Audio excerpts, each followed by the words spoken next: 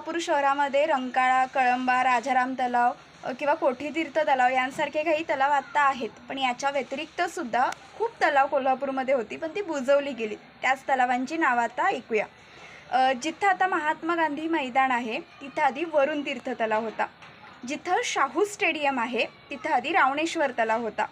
ज्याला आपण पेटाळा म्हणतो, म्हणजे new high school, SM Lohia high school किंवा पद्माराजे हायस्कूलचं जे काही मैदान आहे त्याला आपण आता पेटाळा म्हणतो. तर तिथं आधी फिरंगाई तलाव होता, म्हणजे त्याला पेटाळा तलावसुद्धा काहीतरी म्हटलं जात होतं. त्यानंतर सिद्धाळा गार्डनच्या इथं सिद्धाळा तलाव होता. अयोध्या टॉकीजच्या इथं महार तलाव होता. सरस्वती टॉकीजच्या इथं खंबाळा तलाव होता.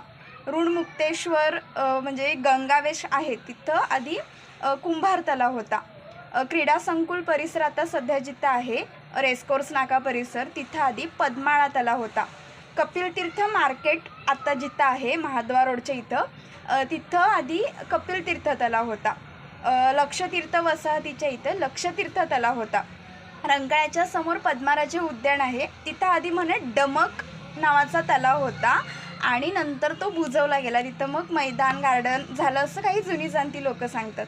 तर अशा प्रकारे कोल्हापूरमध्ये शहरीकरण वाढत गेलं, लोकसंख्या वाढत गेली, तसतसे हे काही तलाव बुजवले गेले आणि त्या ठिकाणी मैदानं, मार्केट किंवा बाग ह्या स्थापन झाल्या, नव्याने उभारणी झाली.